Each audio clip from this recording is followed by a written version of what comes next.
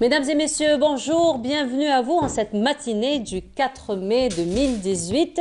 Alors, nous sommes en direct de Canal Algérie, de Bonjour d'Algérie. Aujourd'hui, donc, au menu, nous reviendrons sur, vous savez déjà, dans trois jours, le 8 mai 45, nous allons commémorer le 73e anniversaire des massacres du 8 mai 45. Donc nous reviendrons sur cette journée, sur le programme qui va être donc organisé pour commémorer cette journée en compagnie de l'une des Moudjahidettes, donc qui ont vécu ces affres de ces massacres. Nous reviendrons également, alors vous le savez, ce soir c'est le 9e Prime de Al-Hanou Shabab et nous reviendrons sur cette soirée, mais pas particulièrement sur la soirée elle-même, mais sur les coulisses, donc comment les jurys, aussi les candidats, comment ils sont pris en charge sur le plan esthétique, sur le plan coiffure, sur le choix des habits, etc. Donc tout ça, ce sera les habilleurs, ce sera les coiffeurs qui s'occupent de la prise en charge de ces adhérents, aussi des jurys, plutôt de ces candidats, pardon, qui seront parmi nous, qui vont nous parler donc de comment ça se passe, juste la préparation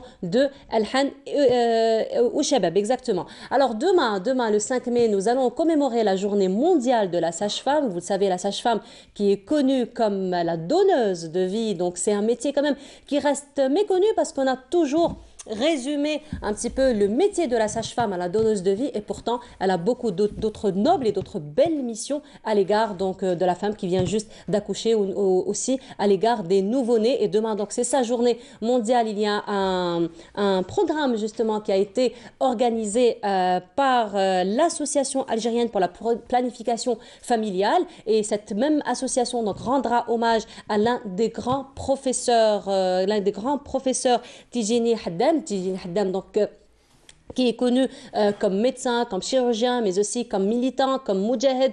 Et aussi, il a été recteur de la mosquée de Paris, qui nous a quittés en 2000. Et donc, demain, ce sera aussi l'occasion de lui rendre hommage. Les rubriques habituelles du vendredi, à savoir santé. Alors, docteur Benachtou reviendra sur un cas d'urgence qu'on a plutôt tendance à ne pas prendre au sérieux. Il s'agit de l'appendicite, et pourtant, c'est un cas à prendre vraiment, vraiment au sérieux, car il peut engendrer beaucoup de mauvaises surprises. Et ça, on reviendra dans un petit moment en compagnie du docteur Benachnou. Hakim Kachelod aussi sera parmi nous pour nous parler des résultats sportifs et aussi de l'agenda sportif de cette semaine. Mais avant cela, les nouvelles du ciel en compagnie de Frial Chir. À tout de suite. Avec Mobilis, suivez l'air du temps. Mobilis, partout avec vous. Frial, bonjour. Bonjour Noor, et bonjour aussi à tous ceux qui nous regardent ce matin. Excellent réveil à vous tous, très heureuse de vous retrouver. Et bien aujourd'hui, le soleil s'imposera encore une fois malgré la présence de quelques nuages parfois assez denses. Ils apporteront même quelques faibles pluies au courant de cette journée. Vers les régions côtières de l'Est, l'intérieur ouest, des orages sont prévus aussi au courant de cette journée au Nord Sahara, au sud des oasis aussi. Le temps s'annonce couvert vers le sud des oasis. Ailleurs, rien à signaler, un temps dégagé. Les températures prévues pour cet après-midi, elles restent printanières de saison, très agréables pour un vendredi avec la présence du soleil. On attend 18 degrés à Tizi Ouzou, 20 degrés à Alger, il fera 24 à Oran, 23 à Tlemcen, un minimum de 15 degrés vers l'intérieur est, plus précisément à Betna, 20 à Galma, 22 à Djilfa, 23 aussi pour la wilaya de Chlef. Sur la partie sud, 29 à Hassim Saoud, 27 à Gardaya, 28 à Bchar, 30 Tindouf, 34 à Dar al-Ain Salah, 31 degrés Taman Rasa Janet, et il continuera à faire chaud à l'extrême sud avec un maximum de 42 degrés pour Bodj Badji Mokhtar et Angza. Place ce matin au continent européen. Et bien aujourd'hui, le temps reste mitigé. Il y aura du soleil, mais aussi des passages nuageux assez denses. Un temps gris et pluvieux, orageux parfois à Rome, pluvieux à Marseille, un temps voilé à Berne, Paris, Budapest, Varsovie. Le soleil se concentrera ce matin vers le centre. À Paris, il fera beau aussi à Bordeaux, vers le sud, à Madrid, Lisbonne, Athènes. Côté température, 18 degrés à Londres, 16 à Dublin, 13, c'est le minimum aujourd'hui en Europe à Copenhague, 18 à Berlin, 19 à Prague, Varsovie, 28 Budapest, 28 aussi à Bucarest, c'est le maximum aujourd'hui en Europe, et enfin 24 sous un temps orageux à Rome. Aujourd'hui, le soleil se couchera À 19h37, nous allons gagner une minute d'ensoleillement. Et bien sûr, vous avez toujours le site de Météo Algérie, les 3w.meteo.dz, qui reste à votre entière disposition 24 heures sur 24. Je vous remercie pour votre attention. Je vous souhaite de passer une excellente matinée, d'agréables moments avec vous, Nour. Et à tout à l'heure pour d'autres nouvelles du temps. Avec Mobilis, suivez l'air du temps. Mobilis, partout, avec vous. Plutôt ensoleillé la journée d'aujourd'hui. Hein. Plutôt oui, ensoleillée, printanière, donc profitez de votre journée. Il Voilà, faut bien, bon surtout que ça s'annonce avec un vendredi. Avant donc, les examens, du pique-niques, 6e et tout. Donc, voilà, je pense aussi, cette semaine, les enfants ont fini déjà leur premier devoir. Voilà. Donc, ça va être vraiment l'occasion pour qu'ils profitent d'une journée assez ensoleillée, assez printanière. Puis il fait doux à 20 degrés à Alger. Exactement, donc on leur souhaite de passer une agréable journée et d'agréables moments avec vos Nord.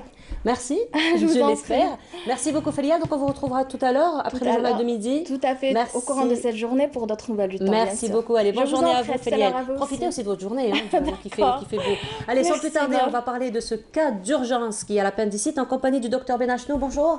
Bonjour. Ça va docteur, vous allez bien? Ça va, après ce bulletin météo où il y a le soleil, moi je fais pas le figure de parler d'urgence et de maladie, mais la vie, il y a le soleil, il y a le ciel bleu, mais il y a aussi... Ça va de soi aussi, hein. Ça va de soi, c'est toute une hygiène de vie aussi. Ouais, on est un être humain et l'être humain, il faut qu'il soit au courant de beaucoup d'éléments pour qu'il soit en bonne santé. Ça, c'est important. Alors aujourd'hui, vous avez donc choisi de parler de l'appendicite. Donc l'appendicite qui est un cas d'urgence, qui est plutôt assez connu, mais pas assez pris en charge par contre. Tiens, c'est très bien votre présentation. Assez connu, parce que ça s'est banalisé. L'appendicite, tout le monde connaît l'appendicite. Mais je crois que cette façon c'est quelque chose de prendre en charge parce qu'elle est extrêmement dangereuse. Les conséquences d'une mauvaise prise en charge, les mauvaises de ne pas poser le diagnostic d'appendicite peut entraîner des conséquences très fâcheuses. Septicémie. C'est quoi l'appendicite? En médecine, l'appellation, c'est elle qui donne la clé de appendicite. On a appendice et it. Le préfixe it en médecine, ça veut dire infection. Quand il y a et il y a l'appendice. L'appendice, c'est un petit diverticule qui se trouve au niveau de la partie terminale de notre appareil digestif, beaucoup plus de notre intestin. Mais ce diverticule, c'est comme un doigt de gant. Et il peut s'infecter, au sens strict du terme.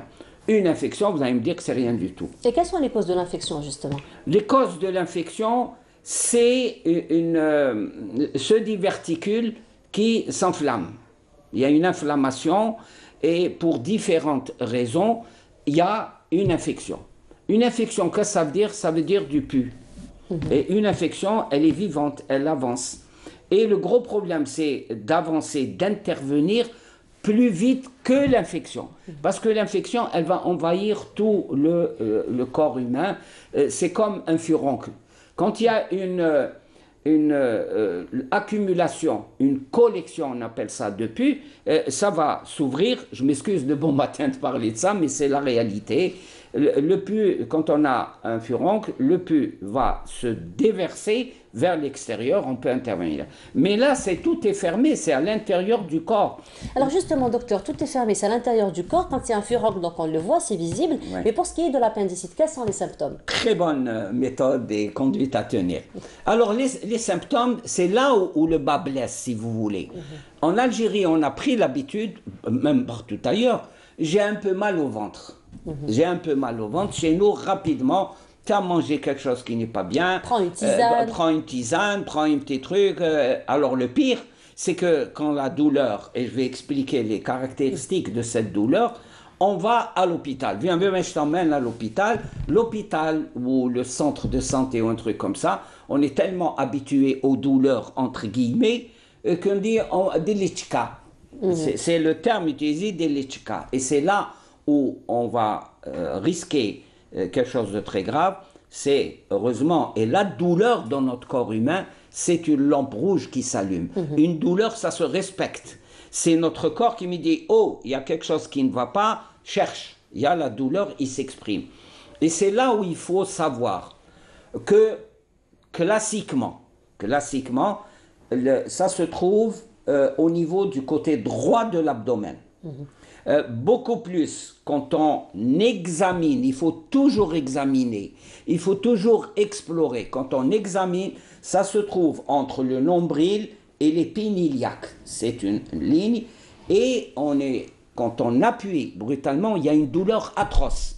On la compare à un couteau planté brutalement dans l'abdomen. Ça, c'est aidant. C'est quand même une douleur sévère. Hein. Très sévère, un couteau qui est planté. Mais ça s'est amélioré. Il faut aussi voir l'aspect clinique. Parfois, il y a une petite, ça c'est dans les meilleurs des cas, il y a une petite fièvre, la personne, il y a une petite fièvre. Ensuite, ce qui est important, et il est extrêmement important, c'est de faire une analyse. Dans notre sang, une analyse de sang, dans notre sang, il y a des globules rouges, des globules. En ce qui concerne l'appendicite, c'est les globules blancs. Les globules blancs, c'est quand ils sont élevés, leur boulot, c'est d'aller vers l'infection pour combattre l'infection. Donc, dans ces cas-là, il y en a une petite élévation. Ça, c'est important dans le sens où j'insiste sur l'aspect clinique, surtout de la part de mes collègues. Mais la position de l'appendice, elle peut être à droite, mais elle peut être située à gauche. C'est très rare, mais il faut bien explorer et surtout palper le ventre. Dans les cas flagrants, comme on les appelle flamboyants, l'abdomen est dur. On appelle ça un abdomen en bois, de bois. Ça, c'est extrêmement important, c'est ce qu'on appelle un abdomen chirurgical. Parce que l'abdomen, notre abdomen, il est très souple. Mais dans ce cas-là, l'abdomen chirurgical, il est dur. Ce sont ces éléments-là qui font que, premièrement, on ne doit pas faire taire, entre guillemets, cette douleur par une injection. Il faut... Deuxièmement, la conduite à tenir, c'est de les mettre dans une chambre d'observation. Pourquoi? Parce que si on a des éléments concordants, l'analyse, la palpation, l'état général du patient, tout ça, on doit prendre une décision. Et en ce qui concerne l'appendicite, c'est pas vous donner une ordonnance, aller prendre talon. Non, l'appendicite, c'est directo le bloc opératoire, le bloc chirurgical. Pourquoi? Parce que cet appendice, quand il se remplit, on le laisse évoluer plein de pus, ça va péter. Et ce qui est important, je reviens à mon histoire de furoncle, là on voit le pus s'écouler, là le pus va envahir tout le corps, et c'est un liquide le pus, et il doit s'évacuer. Il n'y a pas où s'évacuer, je vous dis qu'on a un corps hermétique, il va s'évoluer en s'épanchant au niveau de tous les organes, et ça c'est extrêmement difficile. C'est des lieux où la multiplication des microbes va être très bien, va être très forte, et on va entrer dans un cercle vicieux. Parfois on peut mettre une poche de glace, mais je donne des trucs momentanés. Pourquoi? Parce que dans nos hôpitaux, parfois il n'y a pas de place, parfois le bloc est occupé, parfois les médecins ne sont pas là, il faut les appeler. C'est pas qu'ils ne sont pas là, il y a toute une mécanique à mettre en branle, et il faut essayer de calmer. Mais surtout, moi je suis contre le fait de vouloir étouffer une douleur. Une douleur est quelque chose d'important. Quand on a mal aux dents, le type de douleur, c'est qu'il y a quelque chose, il y a une infection, il y a un truc, il faut la respecter. Il faut au moins lui parler. Et j'ai pris conscience de cette douleur. Et l'appendicite, comme je le disais au début de la rubrique, l'appendicite, on la connaît, j'ai appendicite, tout ça. Non, je crois que nous, médecins, surtout quand on reçoit une douleur abdominale. Vous savez, la douleur abdominale, c'est un puits sans fin. Une douleur, je l'insiste, ça se respecte, ça s'analyse, on le compare. Et surtout, ne pas partir sur des chemins braqués. Je vous ai dit que l'appendicite, on peut confondre ça avec une infection urinaire, on peut confondre ça, c'est ce qu'on appelle, nous les médecins, le diagnostic différentiel. Ça veut dire que l'on doit avoir en tête les possibilités loco-régionales, si je puis dire, anatomiquement parlant, et évoquer ces choses-là, et il y a des éléments de comparaison. C'est ce qui me permet d'arriver à éliminer ces passages. C'est pas une histoire de calcul rénal, c'est pas une histoire... Attention, il y a aussi chez les femmes une histoire ovarienne, où il faut penser à une grossesse extra-utérine chez une femme. Vous voyez, c'est tout ça que le médecin doit avoir en tête pour éliminer, et surtout ne pas hésiter à demander un bilan Un sanguin bilan et des diagnostics. et diagnostic, mais ne pas penser tout de suite dès le tika. Chez nous, c'est ça le drame. monstre, le drame, le monstre. C'est le côlon. Dès qu'on a un truc mal au ventre, ça commence dans l'entourage familial. Non, ça peut être le douara que tu as mangé ou là. Si, mais c'est des choses réelles qui peuvent gréver et qui peuvent alourdir le pronostic vital. Je dis bien vital. Et là, il faut que quand on arrive, surtout au niveau de nos urgences, il faut éliminer les fausses urgences. Parce que nous, en Algérie, on dit urgence, urgence, urgence, mais croyez-moi, presque 80%, c'est des gens qui viennent pour une consultation. C'est leur droit, mais il y a des urgences. Moi, j'ai eu, par exemple, un arrêt cardiaque qu'on était en train de réanimer, mais vraiment les premiers gestes, le massage cardiaque, et on voit la porte qui s'ouvre de quelqu'un qui est urgent, un grand gaillard. Alors moi je vais attendre, jusqu'à quand est-ce que je vais attendre? Non, vous voyez, c'est ça. C'est toute une culture. C'est toute une culture et toute une organisation, Mhm. et revoir les urgences. Par exemple, le meilleur exemple où il faut intervenir, ça c'est l'appendicite qu'il faut prendre en charge.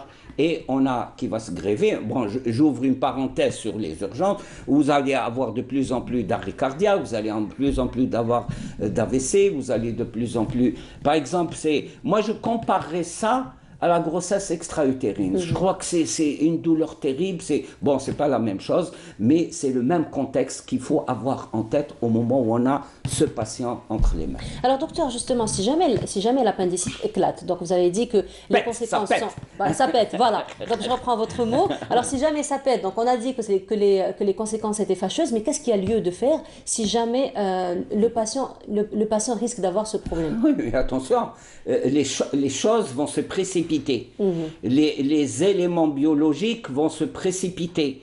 Les conséquences, il y a une précipitation. À ce moment-là, vous n'aurez plus une appendicite, un appendice infecté, des trucs comme ça. Non, vous allez avoir une floraison, un envahissement de microbes à travers tout le corps. C'est tout le corps qui va être complètement... Et là, il faudra faire du travail pour...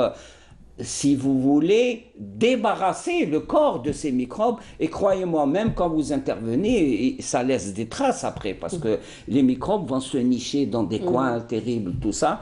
Et j'ai vu des gens qui ont eu ces histoires de septicémie et toutes ces choses-là, et ben ils s'en remettent pas facilement. Et surtout, si jamais il y a une atteinte du cerveau, ou là, du système nerveux, ou là, ça c'est quelque chose de... Moi je ne veux pas y penser, c'est pour ça qu'il faut bien s'armer, il faut bien se concentrer et ne pas passer à côté d'une appendicite. Et je répète, une appendicite, c'est pas donner un calmant ou du paracétamol ou des antibiotiques, je sais pas trop quoi, c'est directo le bloc opératoire. Ça, c'est important. Alors, vous voulez pas y penser, on voudrait pas tous y penser de toute façon, mais sinon... Quoique j'y pense tout le temps. Moi, quand j'ai une appendicite, quand j'ai un cas global comme ça, douleur, fièvre, je vois un petit peu l'état général de la personne, tout ça. Oui, comme vous avez dit, vous allez procéder par élimination, donc vous allez faire un listing de très bon élève, très bon élève. C'est normal, j'ai un très bon enseignant. Ah, j'espère. Voilà. Alors, mais sinon, comme toute autre pathologie, comme toute autre maladie, comme tout autre aussi cas d'urgence, il y a aussi des moyens de prévenir tout cela. Pourquoi arriver à éclatement d'appendicite, pourquoi arriver à appendicite, mais je suppose qu'il y a aussi tout un processus de prévention, j'ai envie de dire. C'est un processus évolutif vers le danger, vers le grave. Très souvent, on a une petite douleur sourde. On appelle ça une petite douleur sourde. C'est-à-dire que l'on supporte, qui n'est pas là. Du côté droit, on pense à ce moment-là. Je crois que la prévention, c'est ça. Une douleur sourde, ça s'explore. Et là, je m'adresse à mes confrères et mes consoeurs. Quand quelqu'un vient vous voir, écoutez, j'ai une petite douleur, un petit fébricule, on appelle ça, une petite fièvre, je me sens mal à l'aise. Là, il faut penser, mais il faut penser globalement. Je ne vais pas penser tout de suite à l'appendicite. Je vais faire ce qu'on appelle un screening. C'est-à-dire voir quelles sont cette possibilité de douleur qui perdure. Ça peut être beaucoup de choses. Je ne veux pas effrayer les gens, mais on peut avoir un cancer du côlon. C'est une douleur, une gêne, de petits problèmes digestifs type diarrhée, constipation. On en discute. Je crois que c'est cette concentration et le fait d'avoir en tête comme un algorithme, c'est ça, c'est pas ça, c'est ça, mais de dire, ah, douleur, c'est rien, ça doit être le côlon. Non, par exemple, il faut palper. Et on a oublié maintenant, on pense qu'aux appareils et autres. Non, il faut palper, il faut toucher le malade. Un ventre de bois qui est dur, ça doit, une douleur vive, dès que vous touchez, il y a ça. Surtout si c'est une femme, il faut penser à une histoire qui se passe au niveau de l'ovaire. Si vous voulez, ce qu'il faut retenir, et c'est surtout pour les médecins, c'est cette possibilité, le corps s'exprime. Et c'est une zone dangereuse. Même pas un triangle des Bermudes, un quadruple ou un quintuple triangle des Bermudes. Et à ce moment-là, on a les outils d'abord cliniques. C'est-à-dire que j'ai un patient, avant de penser à le faire passer en écho ou le faire passer dans ces éléments-là. Et ça, c'est important. Par exemple, il faut voir le malade. Moi, c'est pour ça que je suis je freine un peu quand on me dit les consultations par Internet ou par... Non, quand vous voyez un malade, il est mal à l'aise, un petit état général qui est détérioré, c'est dans ses yeux, c'est dans... C'est vrai que le contact physique est très important. C'est important, l'économie des gestes. Parfois certains mouvements, il y a des mouvements qu'il faut, par exemple, je vous ai dit entre le nombril et les trucs, c'est un truc des plus classique, hein, mais la clinique reste la base. Voilà, ça reste révélateur quand même. Et sinon, comment prévenir l'appendicite? Comment ne pas du tout arriver à avoir de l'appendicite? Vous voulez que je vous réponde? Certains collègues chirurgiens, tout ça, ils profitent d'une intervention chirurgicale pour en cours de route, parce que jusqu'au jour d'aujourd'hui, regardez, mais il y a le corps humain a ses mystères. Jusqu'au jour d'aujourd'hui, on ne sait pas pourquoi Allah subhanahu, la nature, tout ça, a créé cet appendice. Pourquoi personnellement, je me dis, le créateur ne crée pas des choses comme ça. Ça doit certainement avoir une fonction. Mais au jour d'aujourd'hui, on ne sait pas, peut-être qu'il y a. Et là, par exemple, il faut avoir un bon régime alimentaire.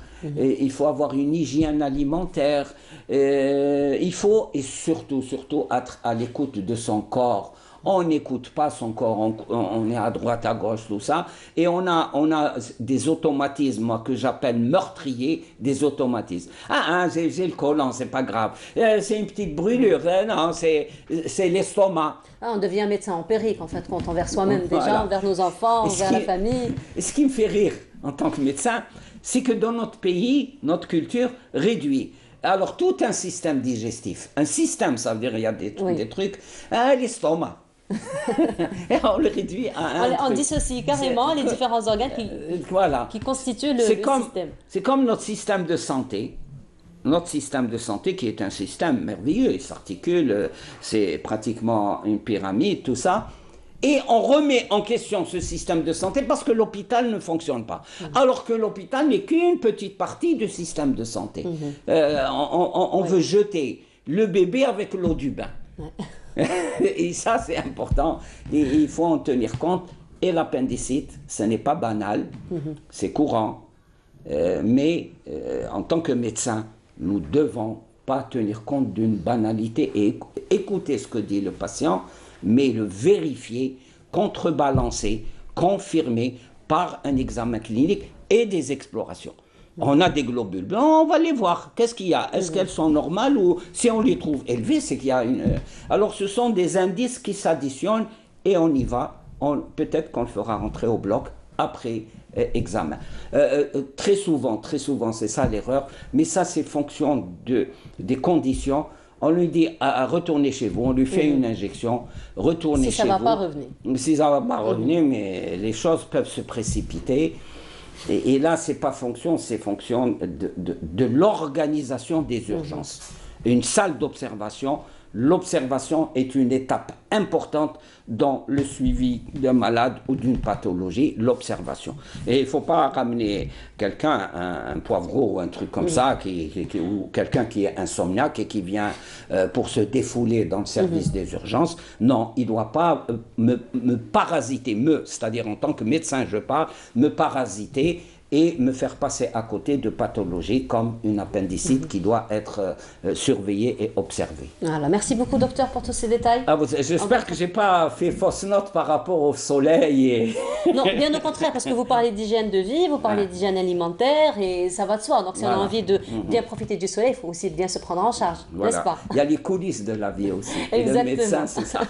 Merci beaucoup docteur, on vous retrouvera vendredi prochain. Inch'Allah. Voilà, vendredi prochain avec notre thème. Inch'Allah. Merci beaucoup. Profiter du soleil aujourd'hui. Bien sûr. Voilà, merci beaucoup docteur, bonne journée à vous. Bon courage pour vous. Merci. Alors on va rester dans le thème de la santé puisque dans un petit moment nous allons recevoir l'association algérienne pour la planification familiale pour parler de cette journée cette journée mondiale de la sage-femme. Mais avant cela, je vous propose ce reportage signé Nassiba Djaïdir qui revient sur cette exposition collective. On se retrouve juste après.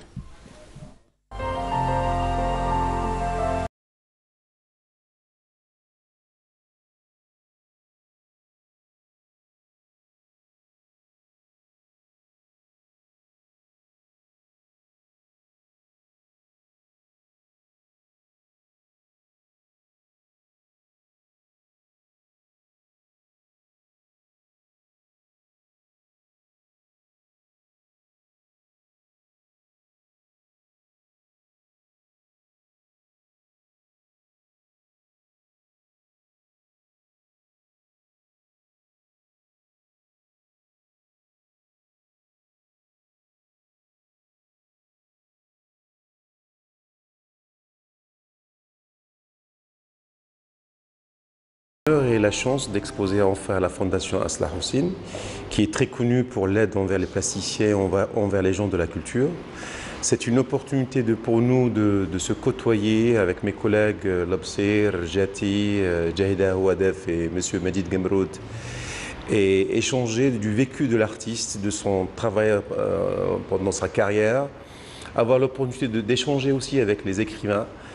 Et tout cela, ça nous donne une force encore de résister et de travailler encore de plus en plus. Et le but, c'est vraiment d'ouvrir un petit peu le regard des gens pour dire que l'artiste, c'est pas du tout évident de vivre de sa création. Et quand même, on a un point commun de tous ces artistes-là, ils vivent de leur créativité. Et c'est pas du tout évident. Dans cette exposition,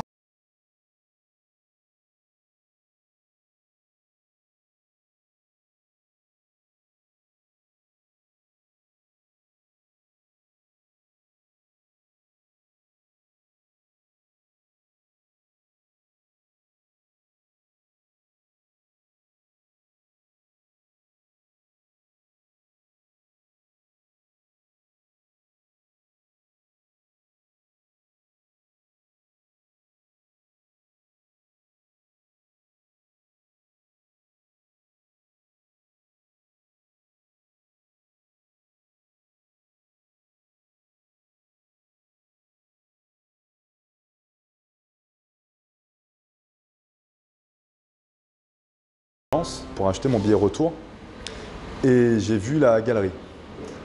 J'ai vu des tableaux, je me suis dit ces couleurs-là, ça me donne envie de voir. Et en plus, je voulais voir si c'était des artistes algériens ou pas, donc ça m'intéressait. Et j'ai vu le tableau d'un jeune de Boussaïda, c'est-à-dire la représentation d'un jeune de Boussaïda, parce que j'étais à Boussaïda hier et j'étais au musée Étienne Dinet. Du coup, ça m'a marqué directement, ça m'a rappelé ce que j'ai pu voir au musée. Et c'est ça qui m'a fait rentrer. Moi, ça me rappelle l'Algérie, c'est-à-dire que même les artistes sont de différentes régions. Aujourd'hui, quand on me dit quelqu'un est de Sétif ou de Boussaïda, ou etc., de Azazga, ça me parle direct. C'est-à-dire que je suis passé par là. Donc ça me parle direct. Et après, même les paysages, c'est des paysages que je reconnais. Par exemple, derrière, il y a un artiste qui a peint le théâtre de Sétif. Du coup, je l'ai vu, je me suis dit, je connais cet endroit-là. Et c'est ça qui est touchant, en fait. C'est qu'aujourd'hui, je vois des tableaux qui représentent l'Algérie et je connais mon pays, je les connais. dans ces œuvres d'art, des souvenirs en mémoire s'étalent et s'enracinent. Des œuvres d'art dont chacune d'entre elles raconte sa petite histoire. Des œuvres d'art signées par Wedef, Rejati, Dokman, Gemroud et d'autres artistes. La peinture, c'est leur moyen d'évasion et de communication. Ces plasticiens avancent, recherchent et explorent dans un monde bien à eux. Un monde au travers duquel ils laissent libre cours à leur imagination. Cette exposition, elle est assez remarquable parce que ce sont des peintres déjà connus, mais qui sont un peu disséminés à travers le pays. Par exemple, nous avons ici quelqu'un de Boussaada, mais il se trouve que même d'autres peintres qui sont là sont également de Boussaada.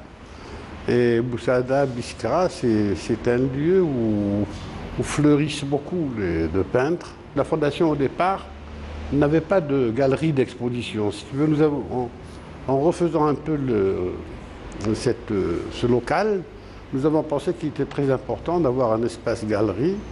Et ici, nous voulions donner d'une part la possibilité à des peintres de venir exposer presque gratuitement et surtout d'aider.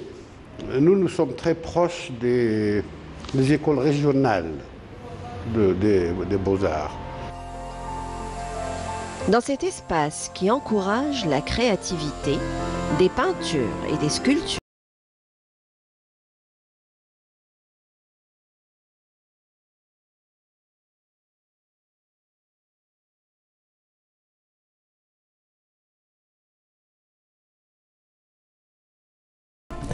Et voilà, de retour sur le plateau de Bonjour d'Algérie. Si vous venez de nous recevoir, bienvenue à vous, bonne matinée à vous. Et nous allons donc continuer notre programme ce matin en compagnie de l'Association algérienne pour la planification familiale qui est représentée ce matin par Madame El Khamsa Kami Ibrahimi. Bonjour à vous. Bonjour Madame. Bienvenue. Merci. Alors, vous opérez sous déjà 3 casquettes. Alors, vous êtes membre du bureau national de l'association, vous êtes la trésorière nationale de l'association, vous êtes également la présidente du comité de la wilaya d'Alger. Oui. Voilà, alors donc, demain, vous allez commémorer cette journée mondiale de la sage-femme et vous avez pour ça un programme assez chargé. Assez chargé et surtout assez diversifié, j'ai envie de dire. C'est un programme... je me représente, Madame Brahimi. Bonjour aux auditeurs et aux auditrices.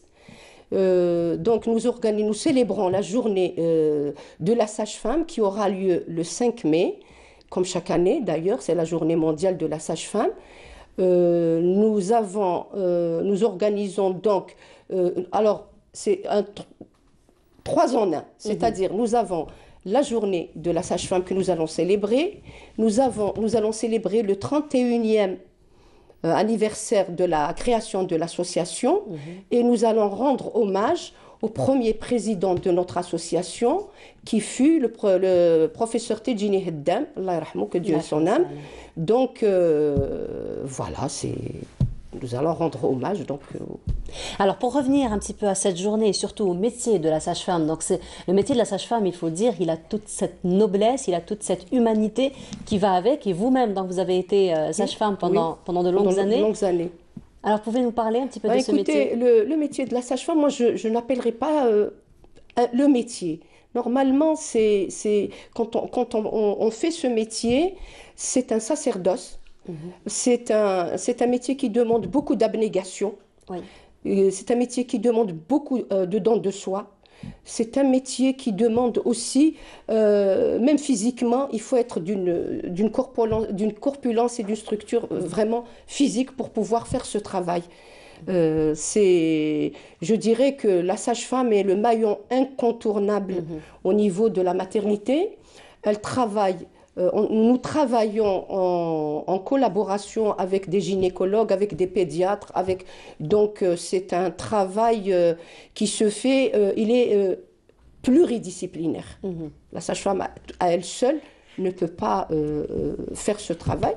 Reste oui, il est noble, c'est un beau métier, mais encore une fois, qui demande beaucoup de dons de soi. C'est vrai que c'est un métier qui se fait en amont, en aval et pendant aussi l'accouchement. Alors le métier de la sage-femme c'est le premier partenaire de la femme. Elle est premier partenaire au niveau de la femme et de la famille. Donc là, on s'adresse à la sage-femme. La sage-femme est présente avant, pendant et après. Donc elle est présente avant.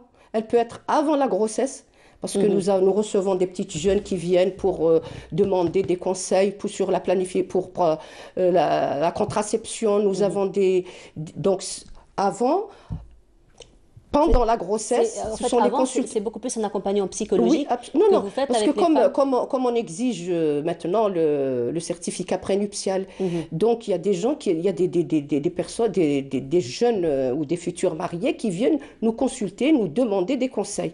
Donc on est là pour les rassurer, pour les aider.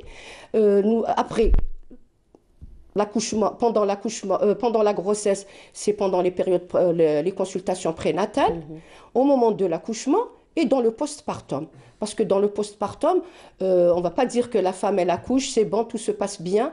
Malheureusement, des fois, tout ne se passe pas bien. Donc, il y a une prise en charge de cette femme qui a accouché, parce que bon, on ne va pas dire que le rôle de la sage-femme se limite à la surveillance et à l'accouchement. Non. Elle doit aussi s'impliquer dans le postpartum. Donc, il y a pour le conseiller, elle conseille pour la contraception, juste après l'accouchement. On est là pour détecter des problèmes psychologiques, parce que beaucoup de femmes, et malheureusement c'est mal connu, ça va être un sujet justement, il y a une communication à ce sujet, c'est le risque de dépression du postpartum, que ça reste chez nous un tabou, on n'en parle pas.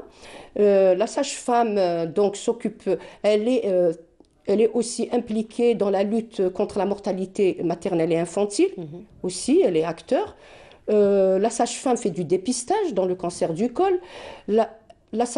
Tout ce qui tourne autour de la santé génésique de la femme, la sage-femme est présente, et je redis encore une fois, c'est le maillon incontournable au niveau de la relation mère-enfant. Alors Madame Brahimi, vous avez passé de longues années en tant que sage-femme. Aujourd'hui, si je vous demande peut-être un bilan ou peut-être un résumé de votre vie autant que sage-femme. Écoutez, c'était de très très belles années, où nous avions travaillé, moi je vous dis, ça remonte à beaucoup d'années, où nous étions, c'était collégial, où il y avait de l'amitié, du respect entre nous, c'est-à-dire du patron jusqu'au planton. C'est ce que disait, Allah yarhamou, le professeur Aïtou Yahya, qui a été mon maître. Donc, là, Beaucoup d'émotions. Oui, beaucoup d'émotions qui remontent. Et donc, nous n'avions pas tous les moyens d'aujourd'hui, mais nous avions vraiment bien travaillé, et nous étions à l'écoute, et nous avions partagé des moments, d'excellents moments avec les femmes, les accouchés, avec les familles. Malheureusement, actuellement, vu la démographie actuelle, il y a on a des moyens, mais on est dépassé par le nombre de naissances actuellement. Alors justement, là, vous opérez au sein de l'association, donc l'association qui existe depuis quand même 31 ans. Oui. Et donc il y a beaucoup d'événements qui se font, il y a beaucoup d'activités qui se font. Quels sont les objectifs de cette association? Écoutez, nous, les objectifs, donc, donc, nous travaillons en partenariat déjà avec le ministère de la Santé pour un petit peu intervenir essayer un petit peu de juguler un petit peu ce taux de mortalité qui grimpe. Nous sommes l'association en elle-même, donc comme le dit son nom, donc c'est la planification familiale.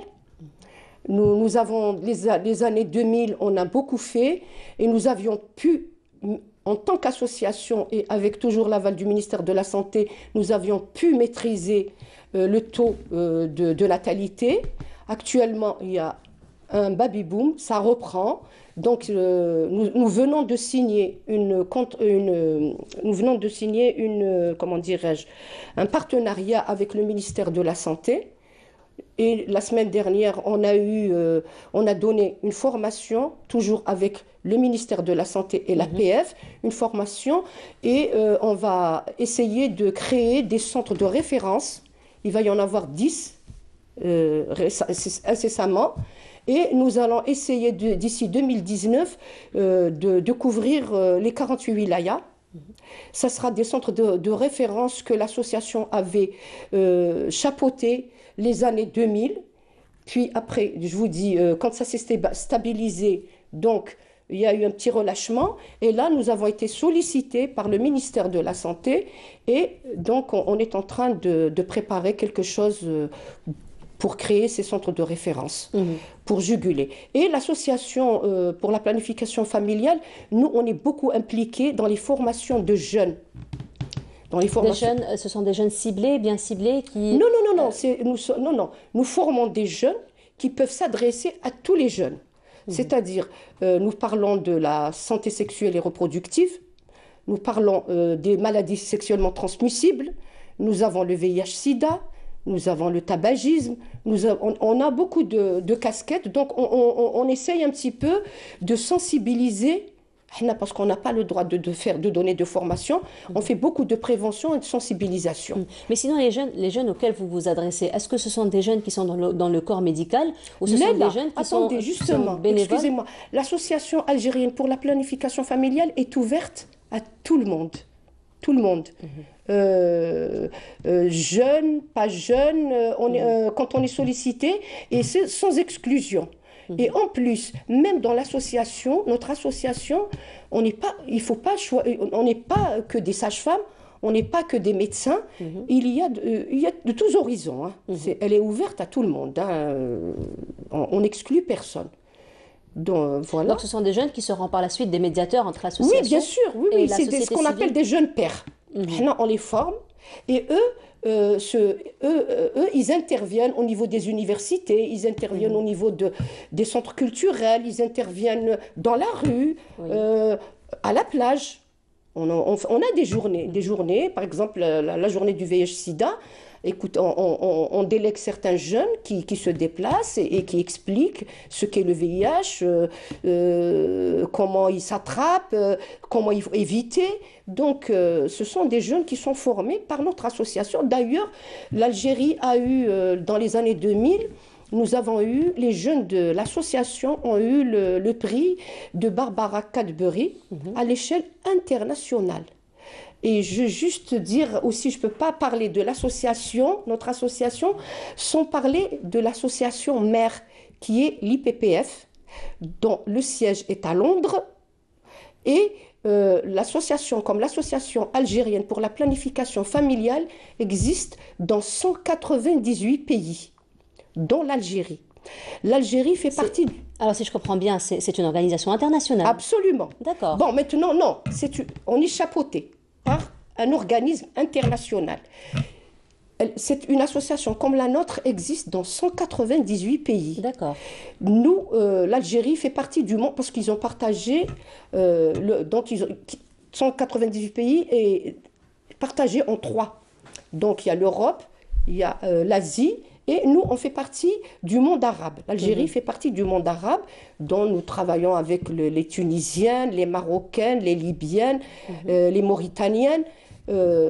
Ça nous reste le Maghreb. Donc le siège se trouve à Londres. Le deuxième siège au niveau du monde arabe est à Tunis. Et c'est comme ça que... Et nous, on est là en tant qu'ONG, donc au niveau de l'Algérie. Donc en fait, c'est un réseau pas seulement national, c'est vraiment international. Donc les objectifs sont Écoutez, beaucoup plus, vous savez, nous avons... Oui, justement. Est-ce que je peux vous lire justement la vision? Allez-y. Donc la vision de l'Association algérienne pour la planification. Une Algérie où tous les individus font des choix libres et informés en matière de santé reproductive, sans discrimination et sans stigmatisation. On n'exclut personne. La mission de notre association, c'est faciliter les services en santé reproductive et assurer l'accès et l'information pour toutes et tous, particulièrement pour les catégories vulnérables et mal desservies. Je m'explique. Bon, on n'aime pas bien, nous, le terme mal desservi. C'est surtout les zones reculées. C'est-à-dire on intervient beaucoup, on aime intervenir beaucoup dans le sud. Nous sillonnons le sud. Donc, nos valeurs, les valeurs de notre association. Alors, Nous croyons en l'inclusion sociale avec un engagement envers les populations vulnérables et mal desservies pour qu'elles bénéficient des avantages en matière de droits en santé sexuelle et reproductive. Santé générale. Bon, là, il y a une connotation quand on dit sexuelle. Nous, on parle de la santé sexuelle de la femme. On parle de la santé, parce que s'il n'y a pas de la santé, c'est tout. Oui. C'est un tout. Donc, nous croyons en la diversité et au respect de toutes et tous, sans aucune discrimination. Que la passion inspire et encourage à adhérer à défendre les droits en santé reproductive. Que la redevabilité nécessite une transparence et une performance qui répond aux espérances des partenaires en attente des bénéficiaires. Les axes sur lesquels nous travaillons, donc informer le large public, particulièrement les jeunes, sur la santé reproductive. L'association algérienne a signé une convention avec le ministère de la Santé de la Population et de la Réforme hospitalière en vue de contribuer pour rendre possible l'accès aux services, particulièrement pour les groupes vulnérables et mal desservis. Alors justement, pour revenir un petit peu à tout ce travail de communication que vous faites, de sensibilisation, vous travaillez aussi avec des partenaires. Oui, nous travaillons avec des partenaires. Par exemple, nous avons le premier partenaire, c'est le ministère de la Santé. Nous avons comme deuxième partenaire, c'est le ministère des Affaires religieuses, parce qu'on ne peut pas parler de santé reproductive, on ne peut pas parler de planification familiale sans qu'on se concerte. Donc nous travaillons avec le ministère des Affaires religieuses. Nous avions formé des mourchidettes sur la santé sexuelle et reproductive. Nous travaillons avec le ministère de la Solidarité. Nous travaillons aussi avec l'association Iqra.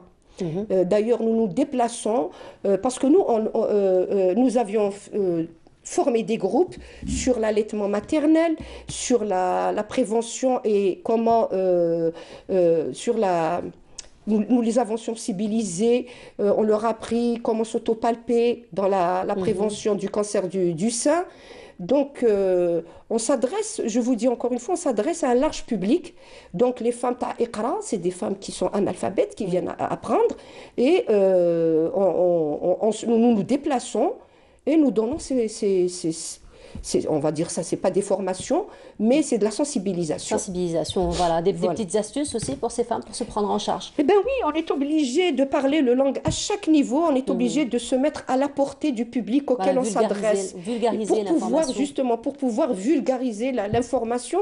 Donc on est obligé, il m'est arrivé par exemple de parler du dépistage du cancer du sein, je m'adresse, je lui dis, bon, tu es d'où et comment tu appelles le sein ? Ziza, Bzoula, et on est obligé pour que nous puissions faire passer le message de sang, parce que c'est très très important la sensibilisation. Utiliser le langage de tout le monde. Voilà, se mettre au diapason de tout le monde pour que le message puisse passer. Le mois de décembre, le mois de décembre, il est consacré au dépistage.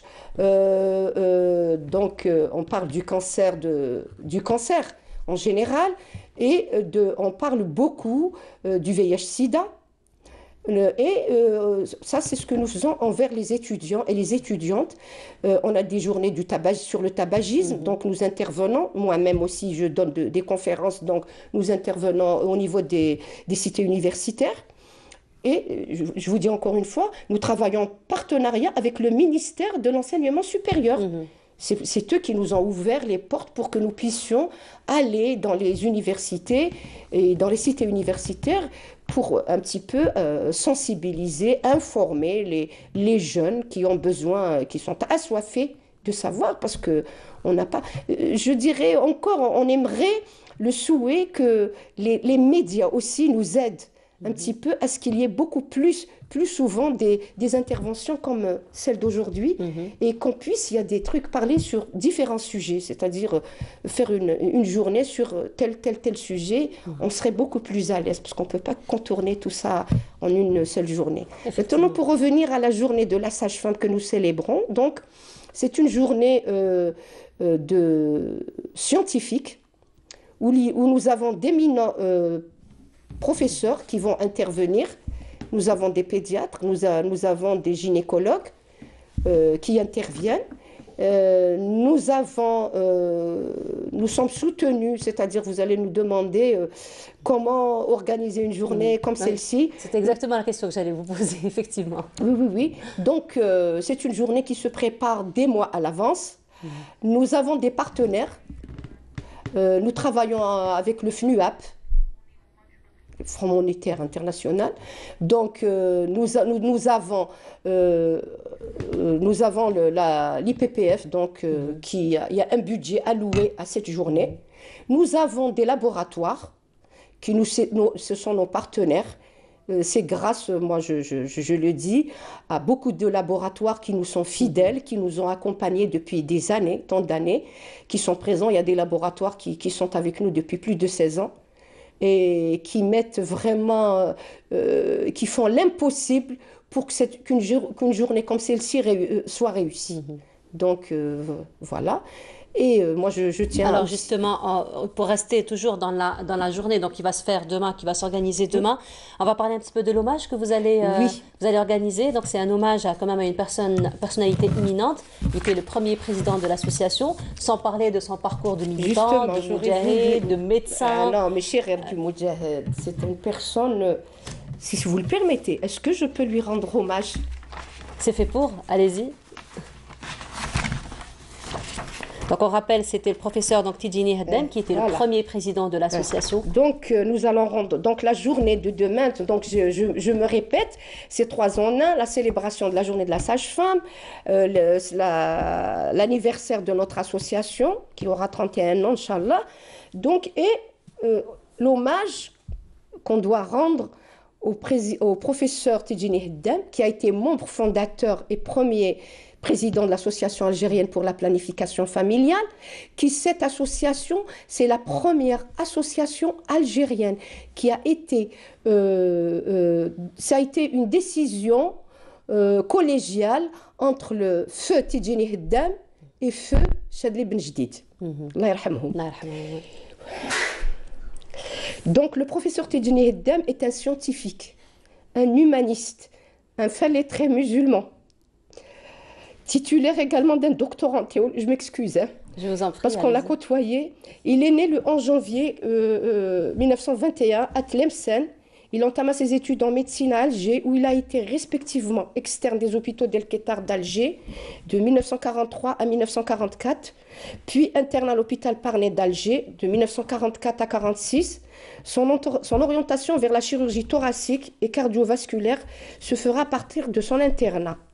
Donc en chirurgie, il fit des études à l'hôpital franco-musulman de Bobigny en France, où il obtient son doctorat en médecine. Il séjourna par la suite en Suède en 1952 à 1953 en qualité de chirurgien visiteur à Sabbatsberg Hospital. Il a travaillé avec le professeur Crawford à Stockholm. Puis, il a été aux États-Unis en qualité d'assistant du professeur Jackson à Temple Université Philadelphie de 1954 à 1957. Pardon. À la date à laquelle il rejoint les rangs du FLN, à l'instar de la plupart de ses collègues médecins de l'époque. Il est alors affecté d'abord au Caire en tant que responsable du bureau du FLN, puis à Tunis, où il est respectivement chirurgien à l'hôpital Sédiri de Tunis de 1957 à 1958. Il a été chirurgien chef de service de chirurgie cardio-pulmonaire et générale à l'hôpital Sédiri de Tunis de 1959 à 1960. Et enfin chirurgien chef de chirurgie thoracique général à l'hôpital Ernest Conseil de Tunis de 1961 à 1963, date à laquelle il rejoint Alger, où il prit en charge le service de chirurgie thoracique de l'hôpital Mustapha, où il forma la plupart des chirurgiens thoraciques algériens actuellement en exercice. Sa carrière hospitalo-universitaire a été également très riche du fait tant de son appartenance alors à plusieurs sociétés savantes, prestigieuses, dont l'American College et à l'international Broncho-œsophagie, société que de nombreux travaux scientifiques qu'il a réalisés surtout avant l'indépendance du pays et que la lectrice pourrait en consulter la liste dans le site web magmagreb.com. tiré le guide de la médecine et de la santé en Algérie. En outre, sa carrière hospitalo-universitaire, le professeur Tejini Heddam a eu une carrière politique bien remplie. Il fut respectivement président de la commission de la Constitution à l'Assemblée constituante, puis vice-président de l'Assemblée constituante algérienne, puis de celle des Affaires étrangères de l'Assemblée nationale. Il fut ministre de 1964 à 1965, ministre des Habous et des Affaires religieuses. De 65 à 70, il a été ministre de la Santé et de la Population. De 1970 à 75, il a été ambassadeur d'Algérie en Tunisie. De 1962 à 86, il a été ambassadeur d'Algérie en Arabie Saoudite. De 1989 à 1992, il a été recteur de la Grande Mosquée de Paris, président du Conseil de réflexion de l'islam en France, le CORIF,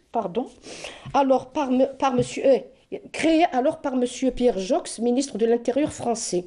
Il a été aussi initiateur du dialogue islamo-chrétien et membre éminent de la DCI, c'est-à-dire Association pour le dialogue islamo-chrétien. Il a été de 1992 à 1994 membre du Haut Comité d'État, le HCE.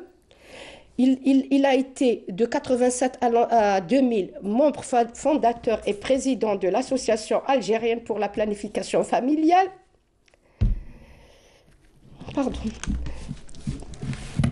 En 1998, il a été président de la région du monde arabe de l'affaire.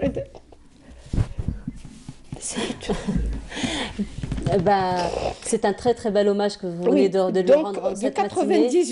1998, il est président de la région du monde arabe au niveau de la Fédération internationale pour la planification familiale. Il faut dire que c'est un parcours très très très riche. De 1997 à 2000, il est resté et il a été premier président de l'Académie algérienne de la langue arabe. Allah Saleh. C'est vrai qu'il nous a quittés déjà en 2000. En 2000. Madame Brahimi, il a été jusqu'à la dernière heure, il a été président de notre association. C'est un très très bel hommage que vous venez lui rendre ce matin. Madame Brahimi, mais c'est normal. Au contraire, c'est à nous de vous remercier, de vous remercier donc pour tous ces moments émotifs que vous avez partagés avec nous ce matin. Je remercie Canal Algérie. Nous avons été très honorés d'être parmi vous aujourd'hui. Pour nous. Et j'espère que ce ne sera pas la dernière fois qu'on aura encore d'autres occasions. Certainement, ce ne sera pas la dernière fois. Madame Brahimi, vous êtes chez vous, vous reviendrez quand vous voudrez. Merci à toute l'équipe. Pour tous ces moments émotifs que vous avez partagés avec nous ce matin. On va vous dire déjà bonne continuation et puis bonne réussite pour la journée de demain. Certainement. Merci donc encore une fois d'avoir été parmi nous, Madame Brahimi. Encore une fois, donc bonne journée à vous et félicitations d'avance. Bonne continuation. Et puis bonne réussite pour la journée de demain. Et puis on va dire bonne fête à toutes les sages-femmes à travers le monde entier. Je voudrais donc justement souhaiter la bonne fête à toutes les sages-femmes d'Algérie et dans le monde entier. Voilà, merci beaucoup Madame Brahimi. Encore une fois, bonne continuation. Alors nous, on va poursuivre le programme de Bonjour d'Algérie ce matin. Mais avant cela, vous le savez, nous sommes en plein célébration du mois du patrimoine. Et Sabrina Khalifi, justement, à travers ce reportage, nous fait visiter le Bastion 23. On se retrouve juste après pour la suite de nos programmes. À tout de suite.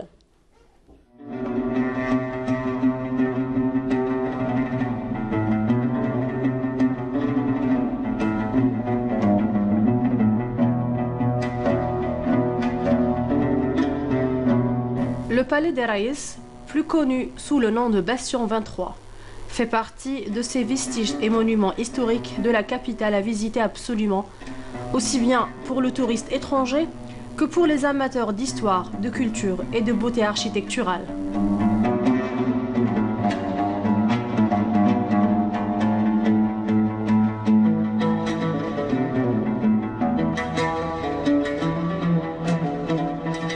L'ensemble occupe une surface de 4000 m². Il est composé de 3 palais, palais 18, palais 23 et le palais 17, ainsi que 6 petites maisons appelées maisons des pêcheurs.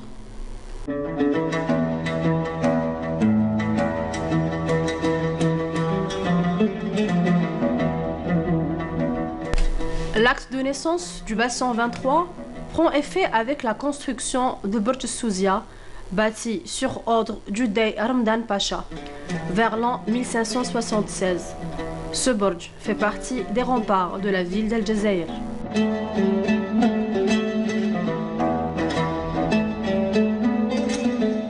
Cette partie de la ville assurait à l'époque un rôle purement stratégique et militaire. Elle deviendra un prolongement naturel de la Kasbah vers la mer. Le palais 18 a été construit en 1750 par Reis Arnaout Mami. Ensuite, il a été racheté par le Dey Mustafa Pacha pour en faire sa résidence. Ce n'est qu'après que les palais 23 et 17 ont été construits.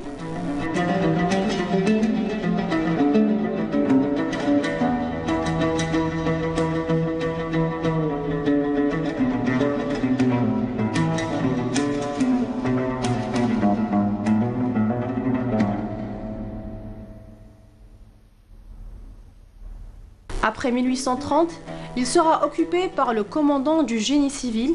Il deviendra un pensionnat pour jeunes filles, puis le consulat des États-Unis, la résidence du duc du Mal, et enfin, il deviendra une bibliothèque municipale.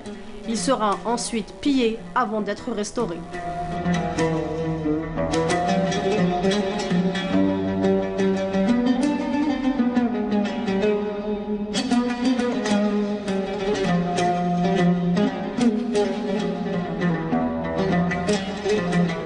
Le palais 18 est plus impressionnant de par ses nombreux décors tels que les fresques, les faïences, les colonnes de marbre, mais aussi les plafonds en bois de la salle à manger.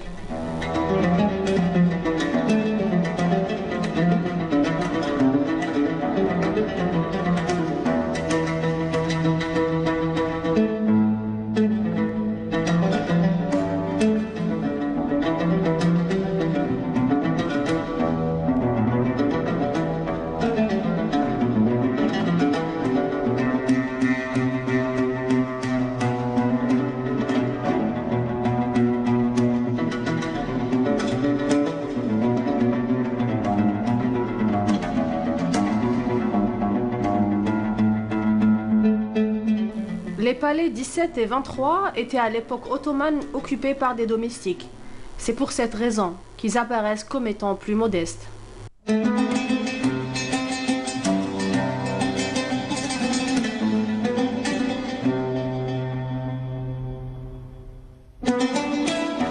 En 1992, le palais des Reis a été classé en tant que monument historique au patrimoine mondial de l'UNESCO.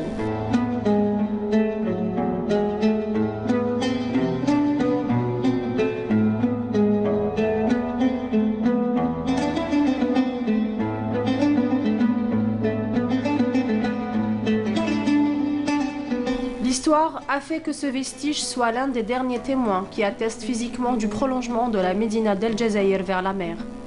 Et l'actualité en a fait depuis quelques années, après sa restauration, le centre des arts et de la culture. Une manière de le rendre accessible au public, de faire de ce genre de lieu un espace culturel par excellence et un site touristique qui draine de monde aussi bien autour du bâti lui-même et de l'histoire qu'il véhicule que pour les diverses manifestations culturelles qui abritent tout au long de l'année. Et voilà, c'était une visite guidée avec Sabrina Khlifi au Bastion 23. C'est donc à l'occasion de la célébration du mois du patrimoine qui a débuté donc le 18 avril dernier et qui va se poursuivre jusqu'au 18 mai prochain. Cela dit, ce soir sur les programmes donc de l'UNTV et A3 aussi, il y aura le 9e prime qui va être donc diffusé en direct donc sur les deux chaînes. Et pourtant, ce qu'on voit, c'est vraiment le final et il y a tout un travail qui se fait en amont de préparation des candidats, les préparations aussi du jury et tout ça. Donc il y a toute une équipe, il y a tout un staff et surtout un staff jeune qui est derrière ces candidats. Et nous avons parmi nous ce matin 2 jeunes qui s'occupent justement de la préparation de l'émission, à savoir Céline Abassa, bonjour. Bonjour. Parmi nous également, Abdelghani Derriès, bonjour à vous. Bonjour. Alors Anselme, je suis très ravie, je vais me permettre de te tutoyer, parce que d'habitude je vous vois les invités, mais je me permets quand même de te tutoyer. Alors je suis très ravie de te recevoir ce matin, du moment qu'on s'est vu déjà ici, même à Canal Algérie, 2004-2005 à peu près. Exactement, ça remonte déjà à un certain temps. Ça me fait super plaisir de te retrouver. Eh ben, le plaisir est partagé, et surtout, je me rappelle 2004-2005, nous étions toutes les deux étudiantes d'ailleurs. Exactement. Nous étions toutes les deux étudiantes, tu faisais ton stage chez nous, ici à Canal. Voilà, exactement. J'étais étudiante à Paris, à la Sorbonne, et je devais faire un stage. Donc, je suis venue le faire à Canal Algérie parce que te bladé. Voilà. Ça m'a permis aussi de voir comment ça se passe. Mais ça remonte quand même à quelques années, plusieurs années. 13 ans déjà, mine de rien, 2004-2005, ça fait 13-14 ans. Exact. Et là, tu as marqué de ton retour, en fait, compte, parce que ça fait 7 ans que tu as investi ici. Et d'ailleurs, tu fais partie du staff qui prépare les candidats de Al-Han ou Shabab. Mais avant de parler de ce staff, on va parler un petit peu de ton retour. Oui, exactement. Donc mon retour, il remonte à peu près à 7 ans. Donc c'est une reconversion totale.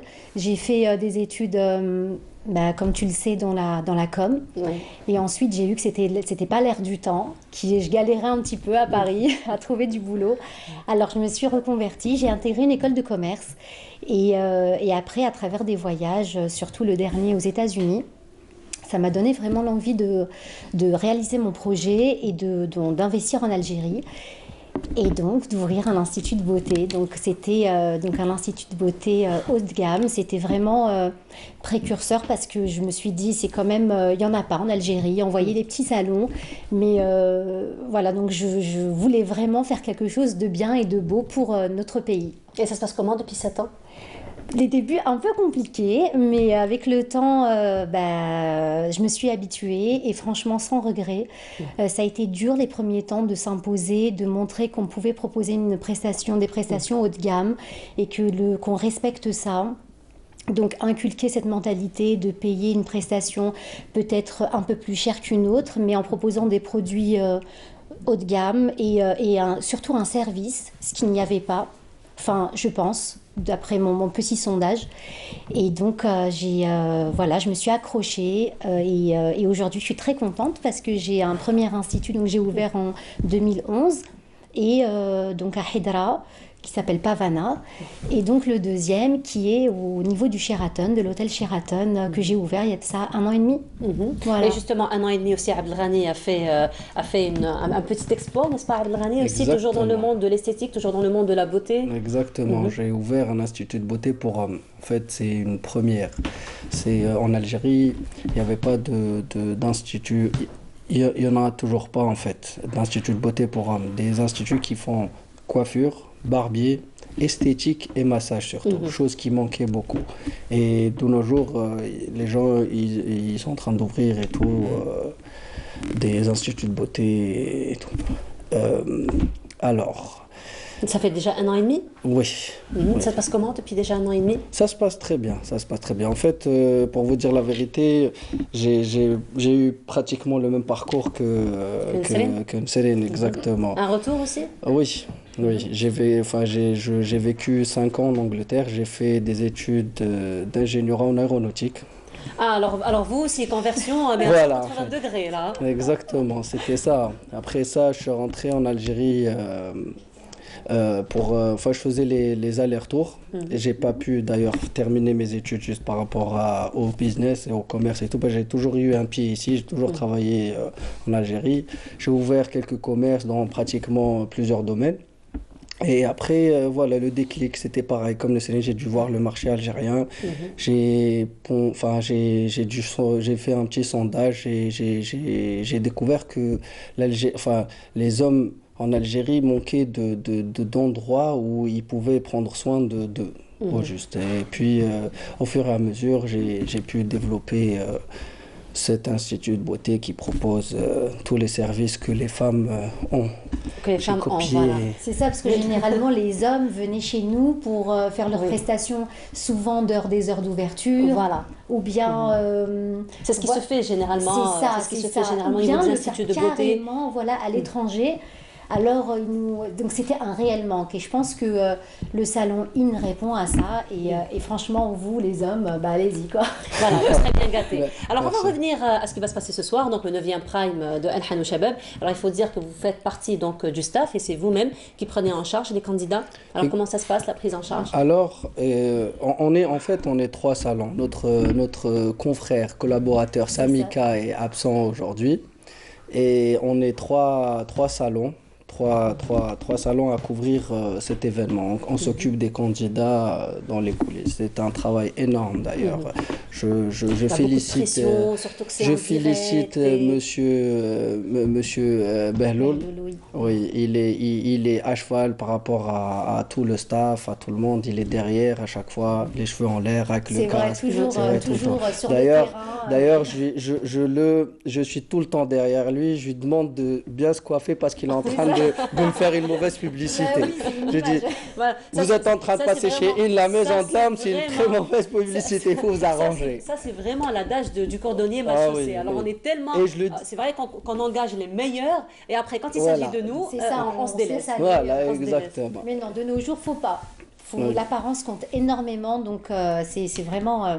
Voilà. Alors, en fait, Pavana et Samika, je parle des salons.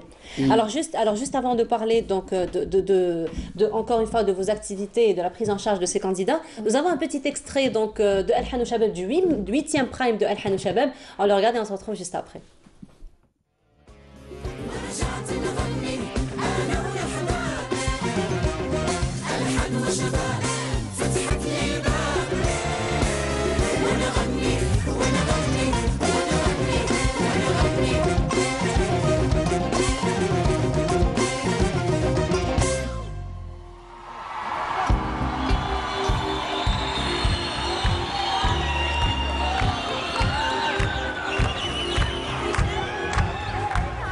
بنشيد الطبعة الثامنة من برنامج ألحان وشباب. رحبوا بكم حضورنا الكريم مشاهدينا الكرام بالبرايم الربع النهائي، وين المنافسة اشتدت وأصبحت أقوى بين طلبة ألحان وشباب للحصول على اللقب. Voilà, donc c'était un extrait donc du 8e Prime. Alors on revient un petit peu au travail, donc à l'ambiance qui règne un petit peu sur les coulisses. Alors ça se passe comment pour toi, Anne-Céline? Alors ça se passe très bien. En fait, pour moi, c'était la première fois que je participe à un concept pareil. J'appréhendais un petit peu au départ, mais franchement, j'ai adoré. Déjà, c'est devenu une petite famille. Et ce qu'il faut savoir, c'est qu'il y a un réel travail en amont. C'est qu'on dialogue avec la production.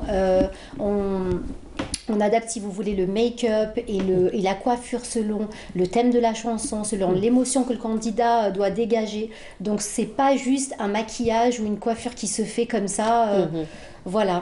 Aussi, ça nous permet aussi, nous salons, de montrer notre travail, d'exposer ce qu'on peut proposer en fait comme salon algérien, qu'on est professionnel et qu'il y a du professionnalisme en Algérie et voilà, et on montre tout ce qui est new trends. Alors juste pour revenir un petit peu au travail de collaboration que vous faites avec la production, alors il faut adapter le make-up, il faut adapter la coiffure, tout ça quand même c'est un travail de recherche, c'est un lourd travail de recherche. Ah oui, il y a exactement, on fait des petites réunions comme ça, des briefings avec... À la villa, on fait des réunions de temps en temps, la semaine 1 à 2 fois. Les responsables nous convoquent à la villa pour pouvoir planifier le prime du vendredi qui commence très très tôt. Vous êtes là-bas déjà à partir de quelle heure? 13h. Voilà, bien 13h avant. le jour même. Hein. Oui. Le jour même, 13h. Après, donc, toute la semaine, il se passe des choses. Donc, déjà, on est briefé durant la semaine et le jour J, on est là assez tôt pour... appliquer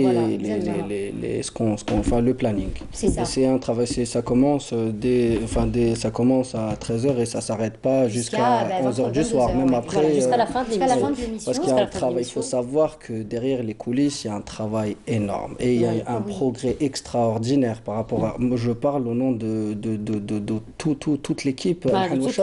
Sincèrement, c'est vraiment que ce soit le staff, que ce soit les gens qui sont derrière les caméras, que ce soit il y en a tellement que je ne sais pas exactement ce qu'ils font, mais ils sont tout le temps en train de courir à droite, à gauche, c'est speed, speed, speed toute la journée. C'est vraiment beaucoup de travail. Et je félicite tout le monde. Sincèrement, on est en train de faire un progrès énorme. Ils sont en train de faire comment on appelle ça, des scènes, ou je ne sais comment on appelle ça, c'est des courts-métrages avec des chansons, oui, je sais pas ça comment on c'est appelle nouveau, ça. exactement. Ça, c'est des spots, vous parlez de spots? Voilà, exactement, des petites vidéos en fait qui durent à peine 1 à 2 minutes. D'accord, ce sont des capsules, on appelle ça voilà, des capsules. Voilà, on ne connaît pas les termes Voilà, techniques. ça s'appelle des capsules. En fait, pour Monsieur Behloul, il a essayé vraiment de ramener une équipe pour pouvoir vraiment propulser les programmes, enfin le programme comme le programme Al-Han wa Shabab, exactement, à une échelle internationale où on n'en vit pas, il faut ce qui se passe ailleurs, quoi. Parce que en fait, si ils ont un programme très développé. Ils pouvaient être restés dans le classique, avoir les candidats, ils pouvaient chanter par exemple des chansons super classiques et carrées. Ils sont en train de faire, moi ce que je voulais dire, c'est mettre en scène tout un scénario, chanter tous ensemble, comme la dernière fois il y avait le truc de la maman, l'hôpital et tout. C'est un travail, il faut savoir que avoir ça en scène, c'est peut-être 3, 4, 5 minutes, mais c'est un travail énorme derrière les coulisses. Que ça soit pour les staffs, pour nous, pour monsieur Behloul aussi, c'est vraiment énorme. C'est pour pouvoir faire tout ça, avoir tout le monde synchro. Parce qu'il faut savoir que les candidats, ils sortent, ils rentrent, ils s'habillent, ils rentrent, ils se maquillent, ils rentrent. C'est ça, et voilà, c'est ce qui a été sous pression. Et voilà, c'est ça qui a été nouveau pour nous, parce que, bon, on a l'habitude de travailler sous pression au salon, dans nos salons, mais là, c'est vraiment un timing à respecter. Et c'est un live, quoi, c'est en direct. L'audiovisuel, ça se compte avec des secondes. Oui. Et même pas, c'est vraiment ça se compte avec des secondes, vraiment, c'est même pas des minutes. C'est exactement ça, c'est vraiment speed. Mais d'ailleurs, il nous avait... c'est en direct. Oui, c'est ça, il nous avait prévenu. Oui. Il nous a dit, j'ai envie de donner, de montrer le meilleur de ce qu'on peut faire. Si vous êtes partant pour l'aventure, marahaba. Et vous étiez partant pour l'aventure. Alors, c'était donc pour cette année que vous avez collaboré. Exactement. C'est ça. Alors, c'est pas encore fini, c'est pas encore la finale. C'est ça. Peut-être en ces 8 primes qui sont passés, un petit bilan. Oui. Alors.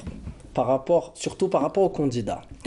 Les candidats avaient beaucoup de mal à se lâcher au début. D'ailleurs, on parlait avec la direction, on a fait beaucoup de réunions par rapport à ça. On s'est dit mieux vaut aller doucement, et même par rapport aux stylistes aussi, à leur nouvelle façon de s'habiller, nouvelle façon de se coiffer, de se maquiller. C'était vraiment très difficile. Et avec le temps, comme Céline a dit, c'est devenu une famille, des amis, on collabore. On appréhende la fin, là. Exactement. On appréhende un peu la fin, ça va être triste. Vous appréhendez le début, maintenant c'est la fin que vous appréhendez. Au début, c'était au fur et à mesure. Ils se lâchaient. Avec le temps, ils se lâchaient. Mais là, oui, exactement. On se dit... c'est une belle aventure jusque-là. Très, très belle aventure. Et il y a beaucoup de talent, sincèrement, il y a beaucoup de talent en Algérie. C'est très bon. C'est un petit bilan. Oui, en fait, pour moi, pareil. J'ai remarqué qu'au départ, surtout pour le make-up et tout, ça a été super compliqué. L'image est importante, belle équipe. Donc, on a essayé de respecter tout en leur montrant qu'on était professionnels. Donc, difficile qu'ils se lâchent. Mais au fur et à mesure, c'était on a pu s'exprimer, on a pu faire notre travail de manière très à l'aise.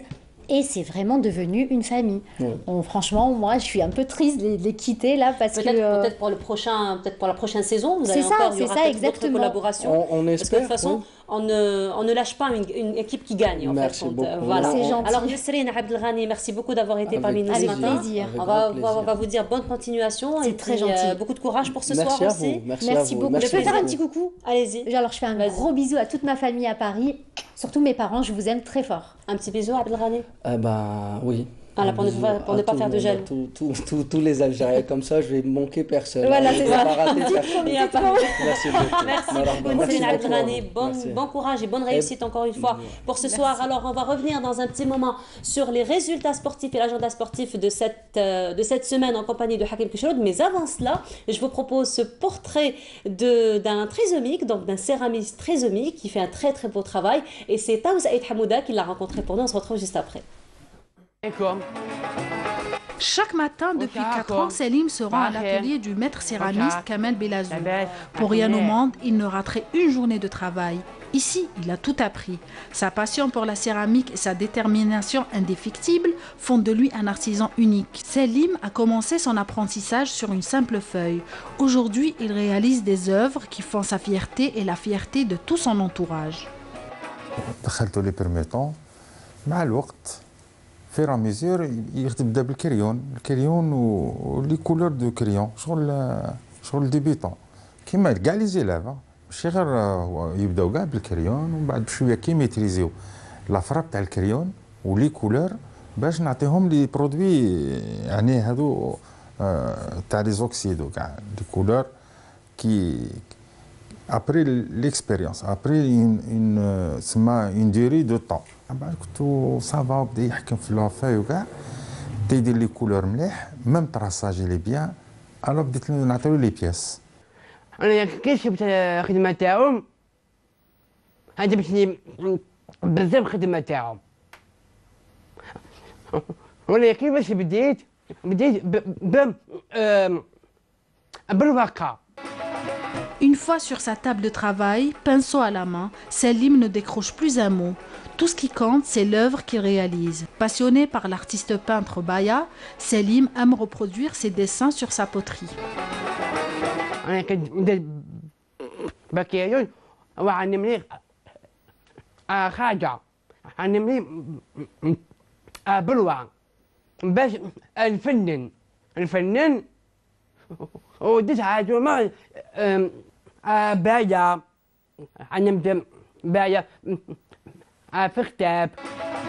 Selim travaille aussi auprès d'autres artisans. Durant ces années, des liens se sont tissés. Et la présence de Selim est même devenue indispensable. يخلي الفيد بزاف دي فوا يروح يضرب 2 جور 3 جور دي فوا كي كان في ليكسبوزيسيون الاخرانيه خلى الفيد. Depuis peu, Selim participe à des expositions auprès de celui qui lui a tout appris. Sa plus grande fierté, c'est de voir ses œuvres susciter l'intérêt des autres au même titre que son professeur.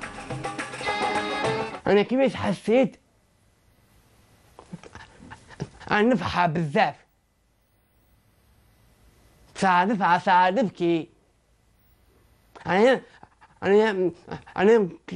كيكون أنا فرحان بزاف. أنا كيفاش حسيت الناس راهم يجلسوا عندي ماشي عندو هو. سليم شغل لازم ان سوتيان لازم واحد يقعد يقعد معاه يعاونو بوتيتر ديسي 6 ans ولا 10 ans ابري بالك يدير ان جيست يدير وحده. Selim continue à se former dans cet atelier avec une seule idée en tête, celle d'avoir un jour son propre atelier et d'exposer partout dans le monde. Voilà, c'est un très beau message pour dire que tout est possible et surtout il y a de bons formateurs donc, qui prennent en charge cette catégorie de la société et donc c'est un très bel exemple de courage et un très bel exemple aussi de réussite qu'a partagé avec nous Taous Aïd Hamouda ce matin. Sans plus tarder, le sport avec vous Hakim, bonjour. Bonjour Nolhuda, bonjour à toutes et à tous, ça va? Fatigué mais ça va. Fatigué mais on a du beau soleil en ce moment, au moins ça remonte un petit peu le moral. Ça remonte un peu le moral, moi. Mais bon, voilà. Après il faut un peu plus de repos. Un peu plus, il faut s'organiser pour. Bon oui.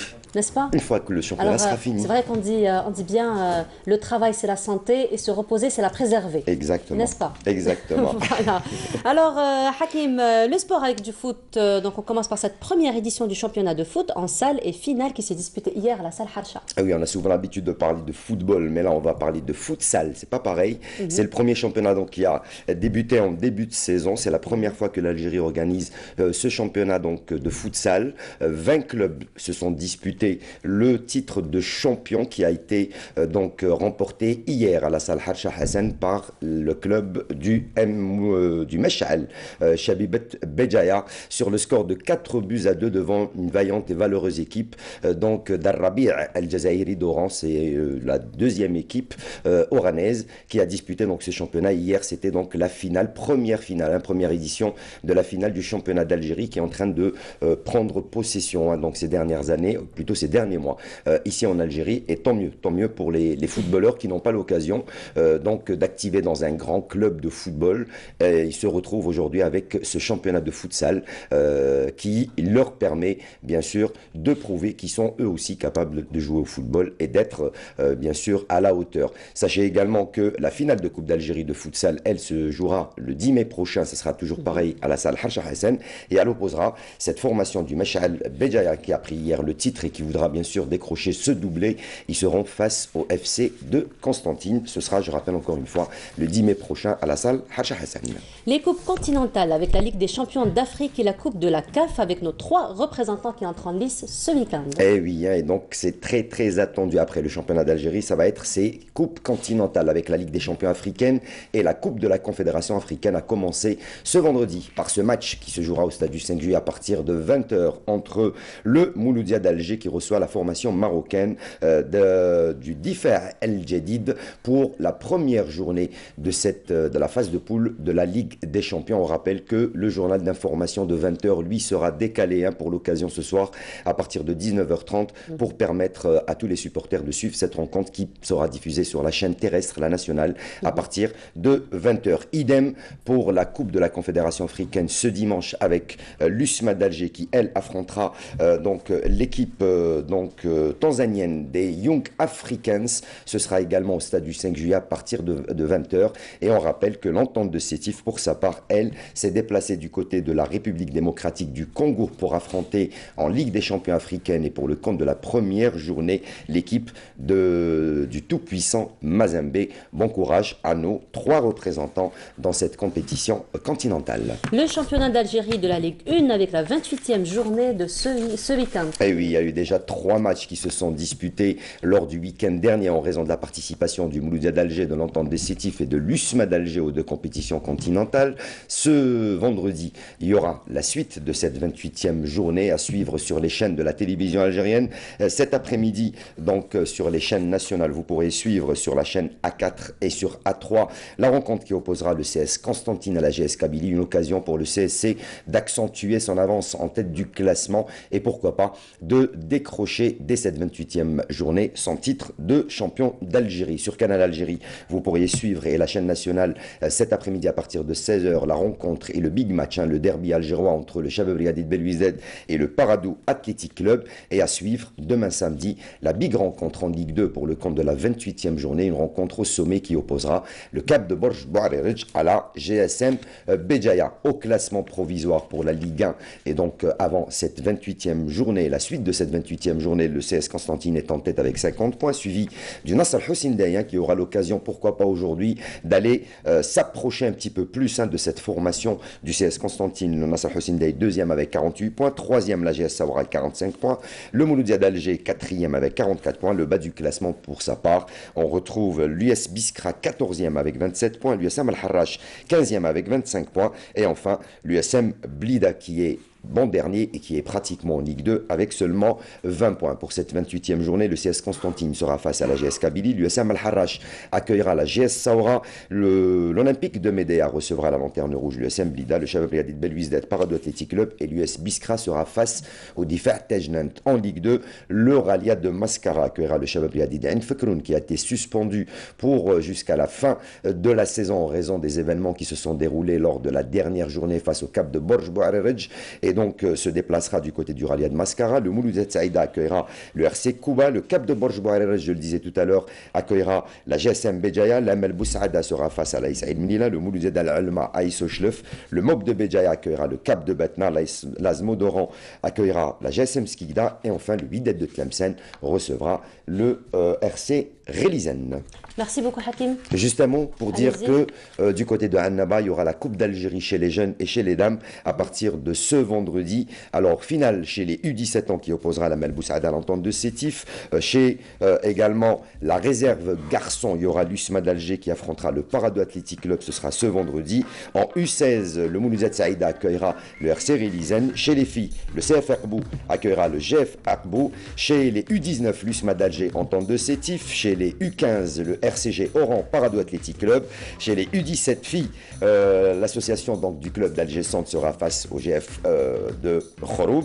Et enfin, chez les seniors dames, la Sûreté nationale sera face au FC Constantine. Et bon courage à tout le monde. Merci. Et que le meilleur gagne. Voilà. Voilà. Merci beaucoup Hakim. C'est moi, Nordlouda. Voilà, nous arrivons à la fin de notre émission. Merci beaucoup de nous avoir suivis.